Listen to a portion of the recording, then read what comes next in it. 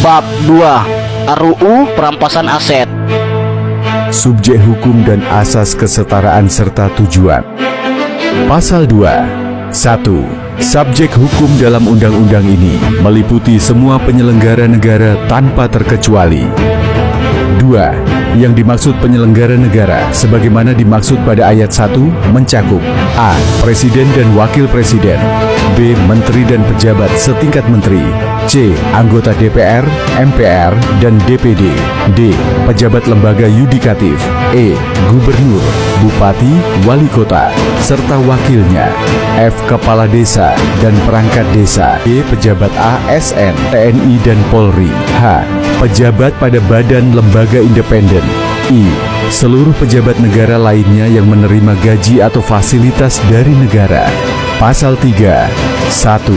Setiap pejabat negara, sebagaimana dimaksud dalam pasal 2, yang terbukti secara hukum melakukan tindak pidana korupsi, pencucian uang, narkotika, perdagangan orang, perdagangan senjata, suap menyuap, terorisme, kejahatan siber, wajib dikenai perampasan aset sesuai ketentuan undang-undang ini.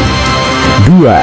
Perampasan aset sebagaimana dimaksud pada ayat 1 mencakup seluruh harta kekayaan yang diperoleh secara langsung maupun tidak langsung dari tindak pidana korupsi, pencucian uang, narkotika, perdagangan orang, perdagangan senjata, terorisme, suap menyuap, kejahatan siber.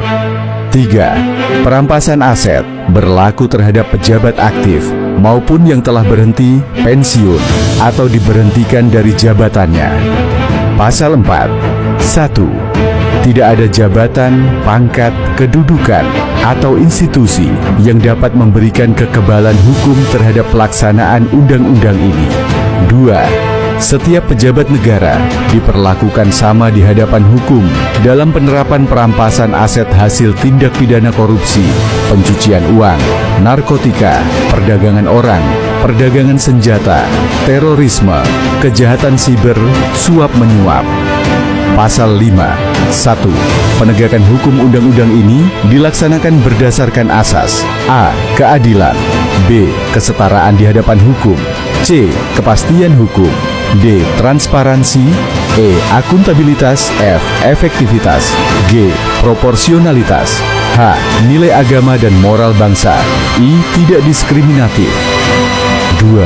Asas-asas sebagaimana dimaksud pada ayat 1 berlaku untuk semua pejabat negara tanpa terkecuali, tunduk pada aturan ini. Pasal 6. Tujuan undang-undang ini adalah A.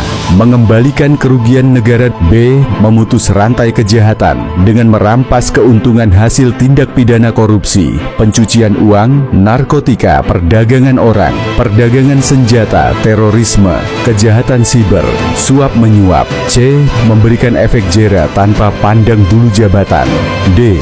Melaksanakan komitmen United Nations Convention Against Corruption, UNCAC, E. Menjamin aset hasil rampasan dimanfaatkan sebesar-besarnya untuk kepentingan negara dan rakyat. F.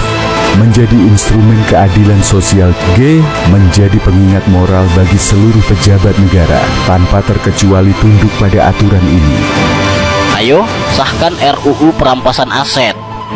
Sekian dan terima kasih dari Yuslam SE.